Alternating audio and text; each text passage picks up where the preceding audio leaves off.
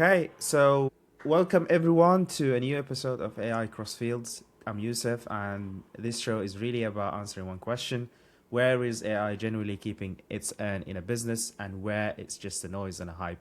Today, I'm with Pat Ahern.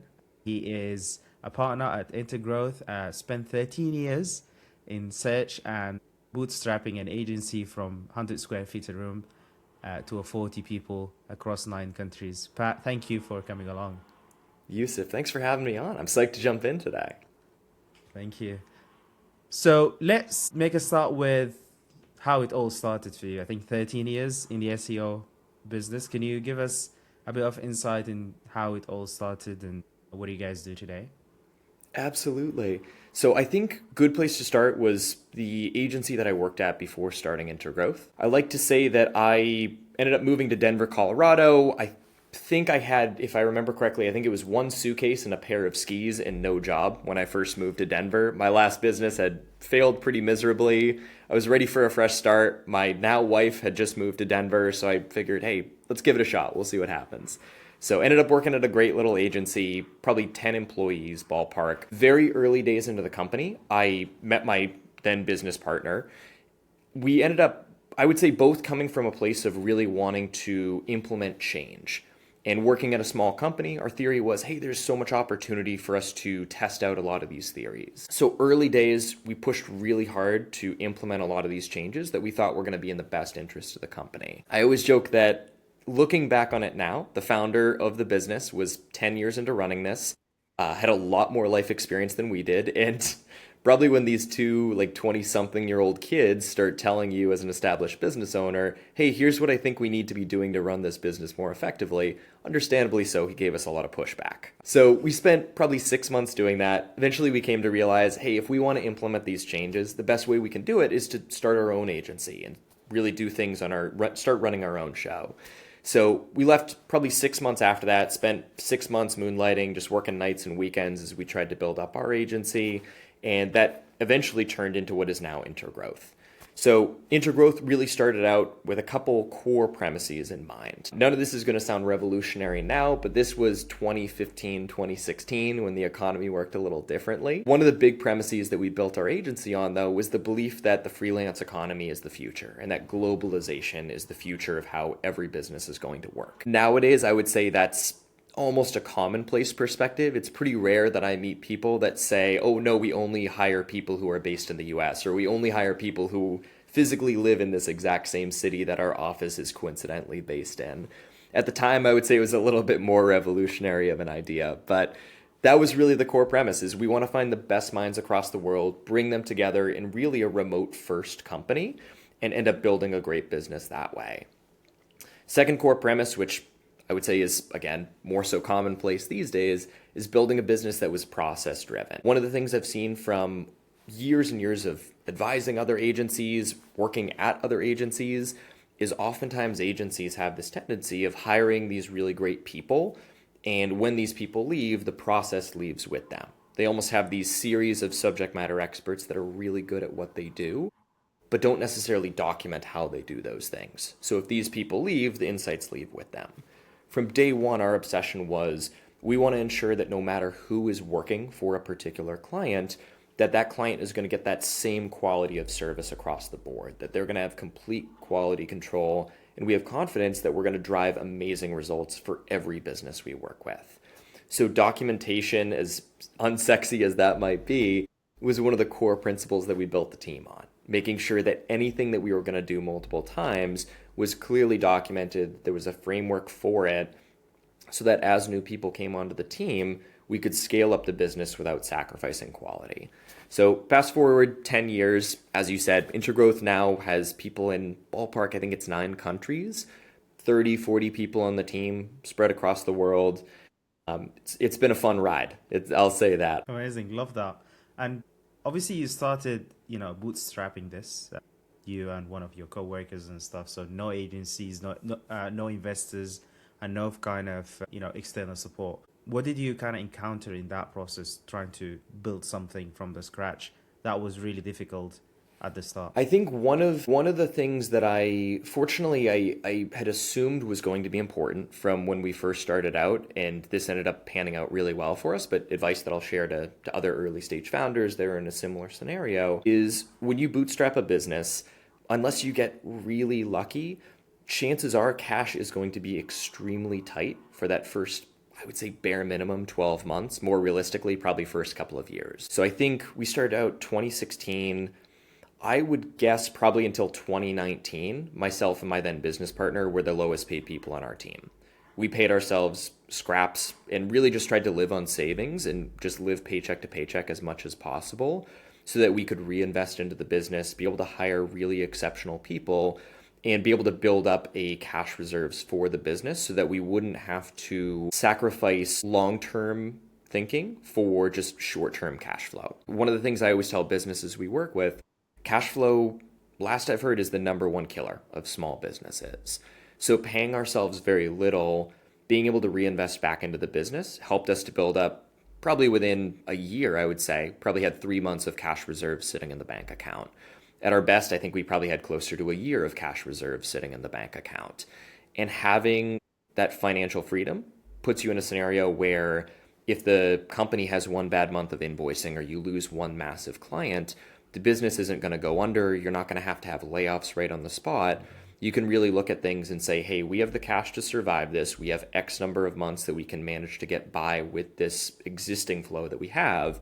And then you can make decisions and say, are we going to be able to bring on the work to support this team flow that we have, or do we need to gradually start to lay people off? So I found those things were extremely helpful. And a big part that came into that was as we were getting ready to start the business, both of us had to change a lot in our lifestyle. We had to figure out what sort of expenses can we reduce? Where can we really trim any fat in our own personal expense habits? Where can we cut out meals? Where can we cut out entertainment? How can we cook at home more often or do more meal prepping? All those things put us in a good place where we're able to look at it and say, okay, we personally have a little bit of money in our savings account so that if we have a bad month, we can go without paying ourselves.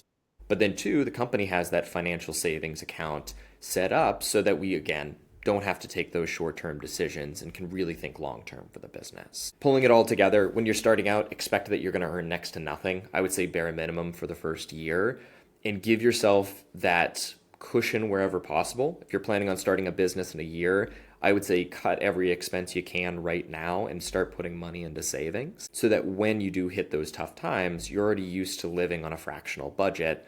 And hopefully you have a little bit of money set aside so that both you and the company will be financially okay. Yeah, that's a really interesting insight because, as you said, the first couple of years are quite challenging. Let me dive into the documentation or SOP processes because this is something you've mentioned, and I'm glad you mentioned because I'm considered as an SOP maniac in our own work as well. So, can you tell me around first how you establish it, how you keep it up to date, how you make sure that people are following it? Obviously, you've got a big team across the globe, pretty much remote. How do you control it? How do you make sure that your processes from start to finish are doing what it's supposed to do, and also how you improve it when you find inefficiencies, leaks, things like that? There's a lot within that. I want to share a couple tidbits that I think will be helpful to listeners. The first thing is I talk to a lot of businesses that are, I would say, very focused on the medium in which they store the SOPs, I'm going to use the term the flashiness of those SOPs themselves. My recommendation would be V1, use something simple. I really like to use Google Docs so that you can update it in real time so that other team members feel like they can contribute to it, whether it's being able to make changes directly or being able to leave comments with recommendations. My feedback, though, would be start out by looking at what are the things that you, the person who is doing the, call it client work, or what are other processes your business is doing.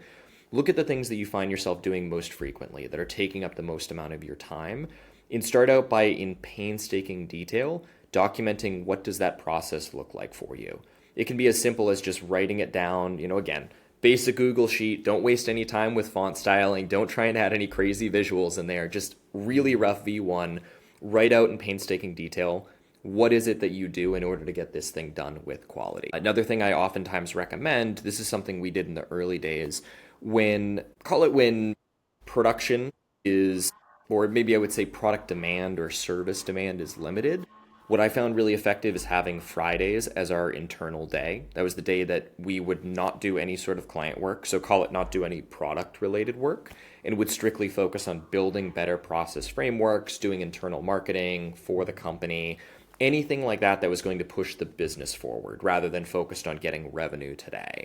So setting aside those dedicated time blocks, again, whether it's on Friday, whether it's on Monday mornings, you name it, I'd recommend have those dedicated slots. But from there, figure out those things you're doing most frequently, write them out in painstaking detail, how it is that you do those things. And then what I would recommend doing is starting out with one overarching skill set, look to hire a part-time freelancer who can start to take those individual responsibilities over for you.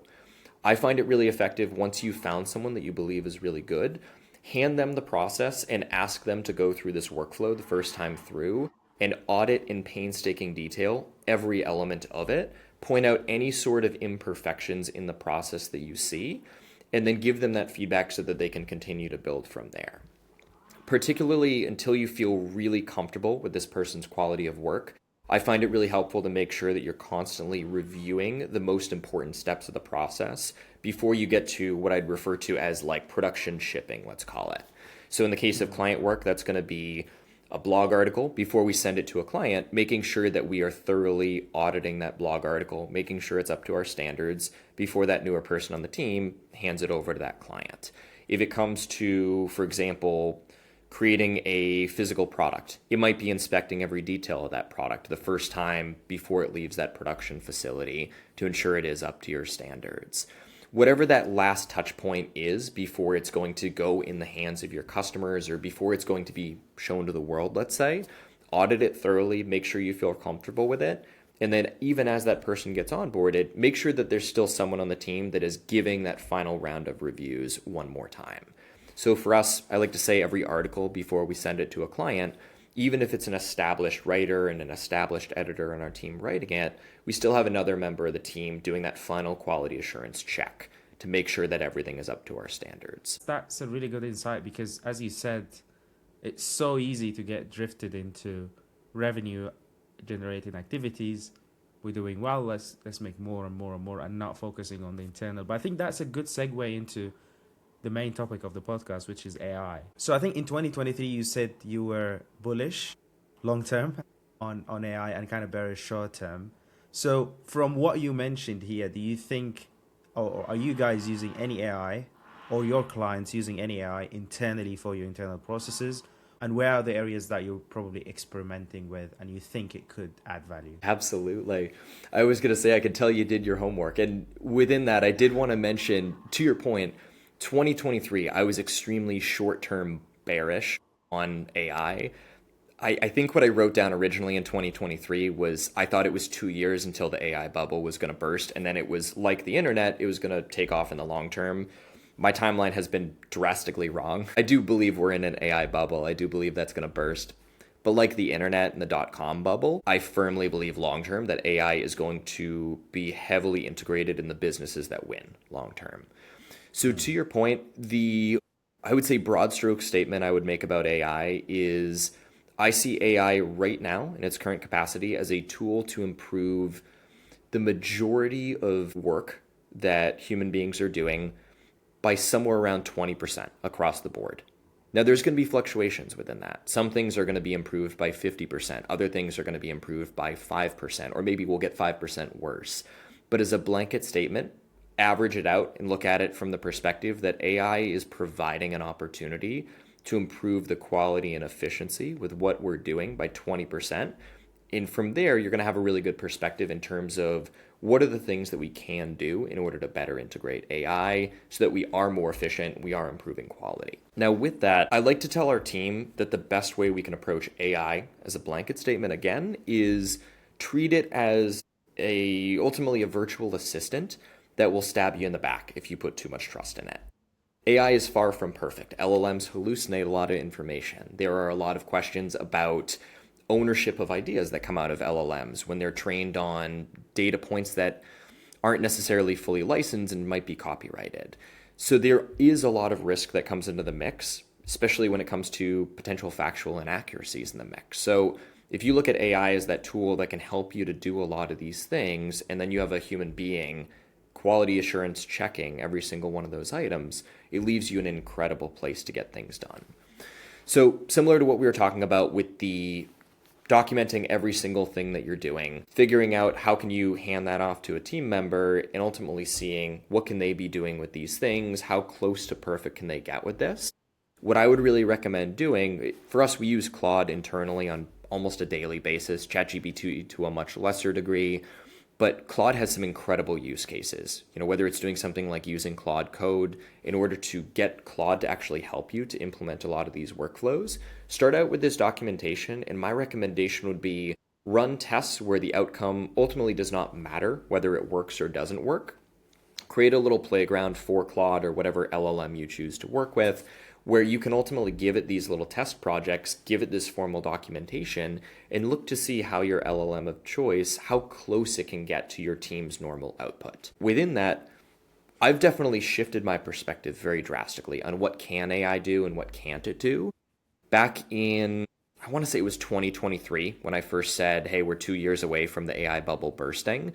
At the time, my theory was AI is never going to get to a place where it can write a blog article that is anywhere near the caliber of a human being.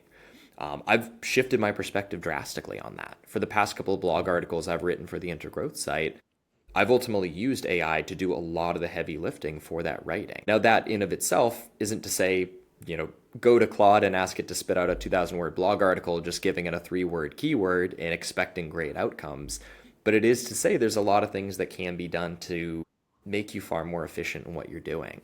But getting back to your question about process, look at some of those tasks that you have been trying to delegate and look to see, with those documented processes, how can you start testing out where AI can come into the mix? My recommendation would be start with one process and look to see what happens if we hand this part off to AI. Broad recommendation, I would say, for good tasks to experiment with is to look at AI as a really good V1 generator, especially when the accuracy of that output isn't 100% essential to be correct, maybe is how I would put it. The tangible example that comes to mind, our team, just as a little passion project, runs a little e-commerce coffee business. And one of the things we did as we were starting to scale it up is we went to Claude and we said, hey, put together financial projections for us. What do we need to be doing in terms of sales volume? What should we expect in terms of hard costs for the business as we reach a couple different growth tiers? 100K in annual revenue, $500,000 annual revenue, $1 million annual revenue. What should we expect for some of these financial benchmarks? Now, if Claude botches some of those numbers, it doesn't really matter that much. We're not going to build the entire business on that modeling, but having that initial modeling to look at it and say, okay, maybe we should expect at this stage that we need to spend $2K per month on a part-time customer service rep. Or, hey, if we want to reach $1 million in one-off purchases, this is how many orders we need to get per month, and this is the expected profit margin that we could maybe get. Now, if we were able to shift that to subscription orders and get those as recurring orders every month, here's how that profit margin shifts, and maybe we see that profit margin 3x's. So I know I'm throwing a lot your way, Yusuf, but maybe pulling it all together, I would say, I think the beauty of AI and the opportunity with AI is assume that anything that you're currently doing as a human being, that AI can do it 20% faster and or 20% better than you can, and start giving it that playground so that you can test out these things. Treat it as like a little Friday project. Give yourself 2 hours on a Friday afternoon to sit down and say, what are we spending a lot of time on as human beings that maybe we're not the best at doing, or maybe it's just really expensive for us to do this in-house? What does that quality look like if we shift it to AI?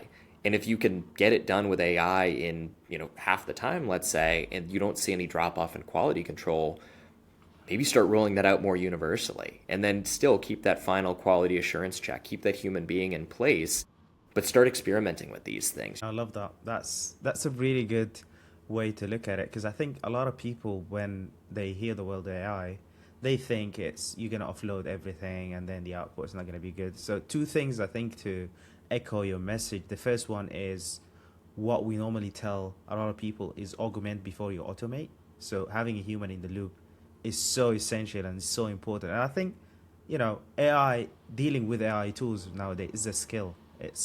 It's the same to if you know give somebody access to the internet or a computer. Some people will not be able to do anything with it, and some people maybe make millions or make a lot of impact in the world. So it's not about the tool; it's what you do with it. So really like your approach in terms of it's for quality assurance and also have couple of experimental projects on a Friday or something like that. That's Absolutely. brilliant. Have you got any sort of use cases to where you use AI and actually helped in terms of revenue generation, time saving, something that is currently integrated or embedded in your processes? So I'm going to share three things that really stand out to me. The first one I'm going to start out with is I would say the newest process. In caveat being, we're still experimenting with this. We're strictly doing this for our own internal brand, just until we feel 100% confident with this, and then we can talk to clients about it. But I hinted at the beginning that I've shifted my perspective on the ability to create content with the help of AI.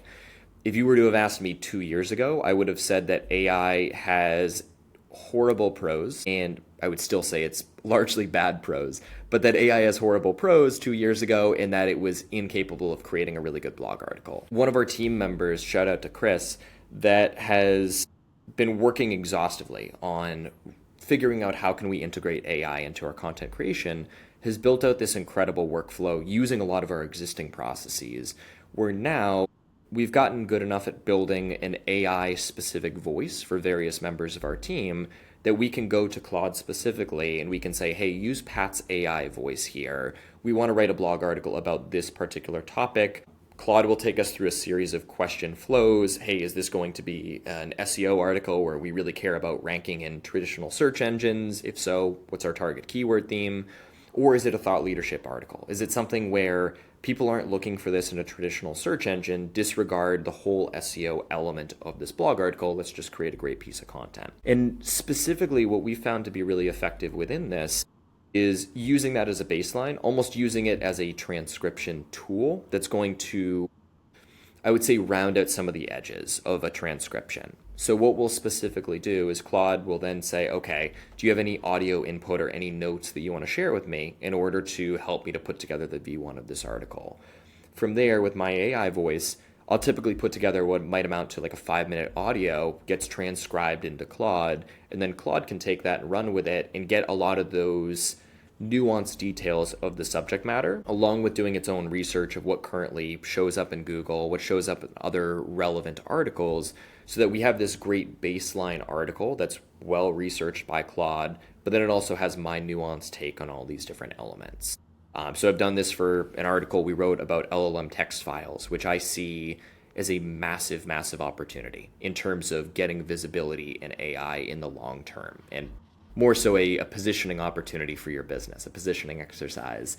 We did this exact same exercise for our LLM sentiment analysis article, which I think we're going to publish later today, maybe tomorrow. But that has been really eye-opening for me, is being proven totally wrong. Granted, the V1 definitely needs, again, a lot of human massaging. There's a lot of like AI common buzzwords, I guess I would call it. There's a lot of M dashes that come in the mix that we want to remove from the equation.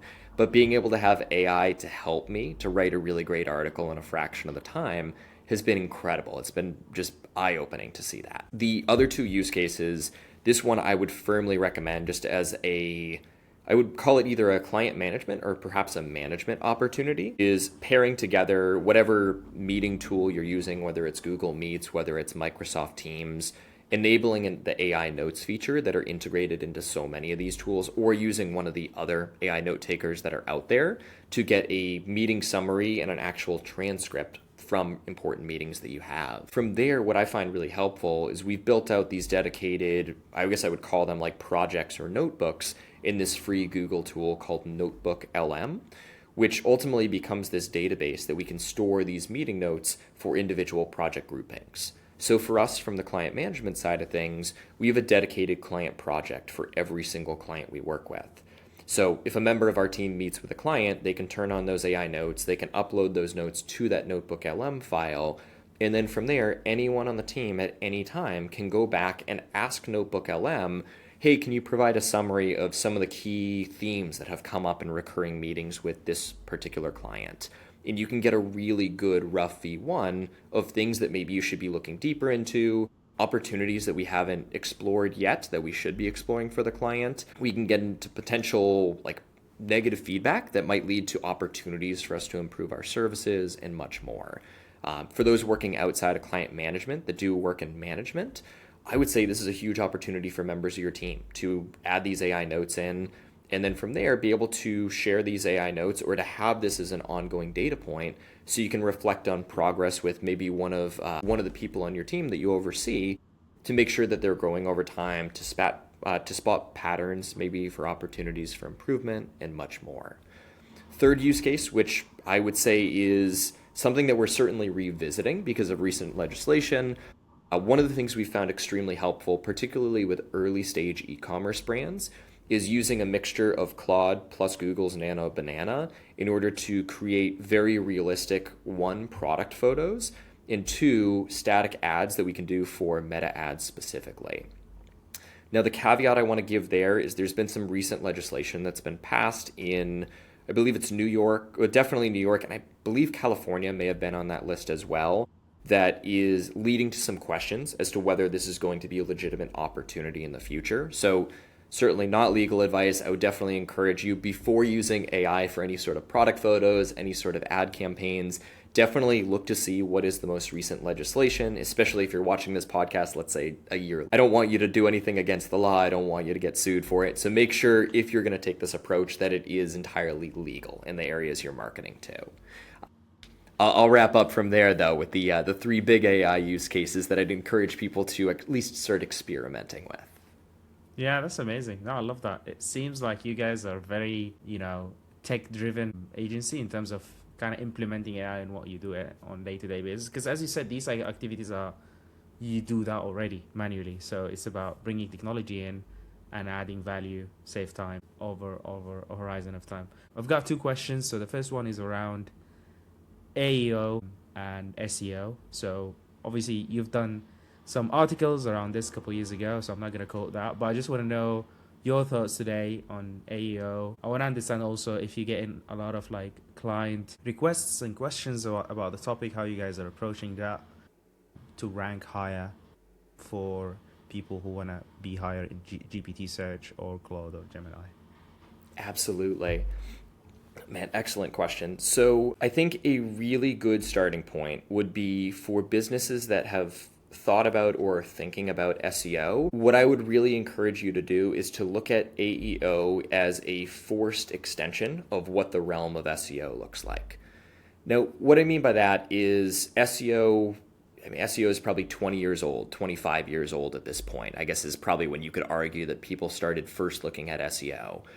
Up until a couple years ago, SEO was synonymous with strictly Google search engine. The joke was always that Bing had 2% market share, Yahoo had 1% market share, YouTube had 10% market share, and YouTube's a Google property. So in essence, if you were doing anything other than thinking about Google, you could probably be doing other things instead that were going to be more effective. Nowadays, I would look at it as SEO is about so much more than just traditional search engines. It's about every single place that people are going to find information online. There's a million acronyms that are thrown out there. Whether you look at SEO, focused on traditional search engines, whether you look at AEO, GEO, LLMEO, whatever you want to call it, LLMO, I guess it would be. My recommendation would be strip away the acronyms and ask yourself the question, where are my customers going to find information online? And chances are it's a lot of different sources that they're going to. Chances are that they're going to Instagram. Chances are they're going to YouTube. Chances are they're going to Reddit or they're going to Quora. They're definitely still going to a traditional search engine, but they're probably also going to an LLM now. What I find really helpful as a baseline is focus on presenting your brand in the most positive light possible in all those different channels and focus on contributing to these various communities within the best practices and within the desired behaviors that each of these communities have. So don't go on Reddit and try and, sell your product. Go on Reddit and try and help people that are dealing with issues related to what your product solves.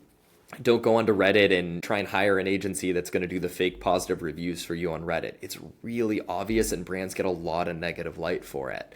Go to, I think it's Buy My Product, and you're going to see a whole bunch of brands that are being like name and shamed for having done that sort of thing. So look at each of these communities, ask yourself, how can I be helpful to each of these communities, and use that as your baseline starting point. Specifically with SEO now, what we're seeing is if you go to a traditional search engine results page, you're probably not seeing a list of just 10 blue links with a bunch of educational articles linking to other sites. You're probably getting Google's AI overview coming in the mix. You're probably getting a handful of Reddit threads. You're probably getting some YouTube videos, maybe some LinkedIn posts as well. Look at all these different places that your customers and are ultimately finding information, and look to contribute to each of these different places. If you use that as your baseline starting point, 80%, 90% of AEO or GEO, whatever you want to call it, is already accounted for in the mix there. I would argue that showing up in LLMs is kind of like a, greatest hits, let's say, of showing up in all these other communities with a slightly larger emphasis on how reputable is your brand. So a lot of things that you can be doing specifically for AEO. I'm a very firm believer in LLM text files being a huge opportunity that are going to come out and really start establishing themselves as giving market share opportunity in the coming months once one LLM does start to adopt it. But I would say for most brands, if you're asking how can I start showing up in LLMs, start by running LLM sentiment analysis. Just Google that term plus Intergrowth, and you'll see a whole article where we break down exactly how to do that. And then from there, look to contribute to all these different communities that are already showing up in traditional search engines. These are going to be your starting point. Do that, focus on building an incredible brand, and I'd say anything other than doing that to rank in LLMs is going to be a rounding error in terms of success percentage. Fantastic. That's probably one of the most comprehensive answers I had about that topic, because it's very new and a lot of people are rightly so skeptical or excited about it. So thank you for that. My last question before we wrap up, Pat, is around what is the one thing that if you had a magic wand that you would change about the industry, how you operate, or about your customers? What would that be? That's a very good question. I think the number one thing that I would change, I would refer to as the hesitancy that I'm seeing at the moment. And what I mean by that is whether it be employees, contractors, whether it be clients that we work with, I see a lot of desire not to push the envelope, to almost just wait and see what happens. So a lot of brands that we'll talk to might be in a place where they're saying, hey, we know that most of our customers are coming from traditional search engines. We think that LLMs are a huge opportunity, but so much is changing in the space right now. We're just going to wait it out and see what happens over the next 6 to 12 months. Or they'll say, hey, right now it's really challenging to know what customer acquisition is going to look like. Meta ads costs are going up. Google ads costs are going up. Less people are clicking on a Google search engine results page. So instead, we're just going to strictly invest in retention marketing. We're going to go all in on email marketing. Those are all valid things. But at some point, there becomes this huge opportunity for those brands that do decide to push the envelope, that say, hey, we are going to think about AEO. We are still going to think about SEO because we know that that's where our customers are coming from. We know that's how people are finding information about our products.